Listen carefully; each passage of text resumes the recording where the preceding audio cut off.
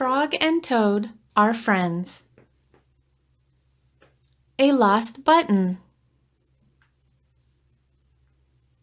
Toad and Frog went for a walk. They walked across a large meadow. They walked in the woods. They walked along the river.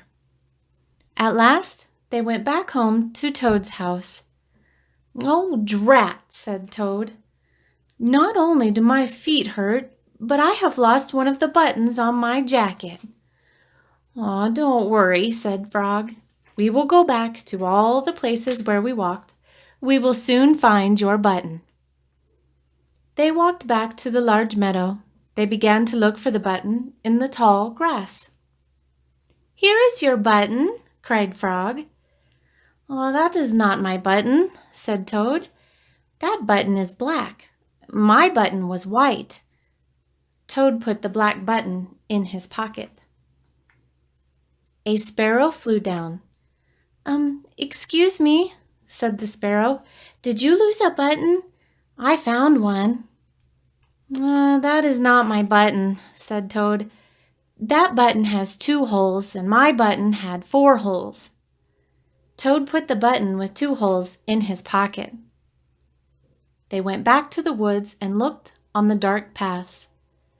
"Here is your button," said Frog. "That is not my button," cried Toad.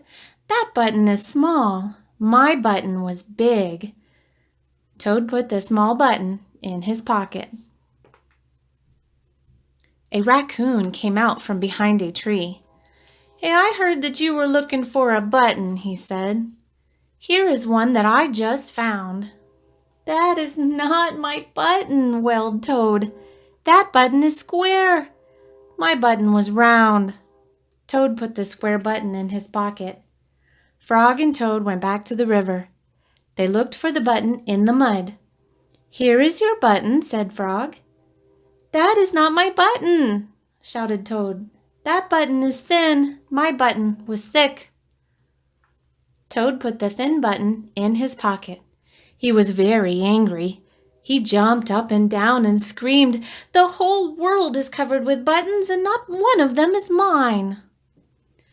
Toad ran home and slammed the door.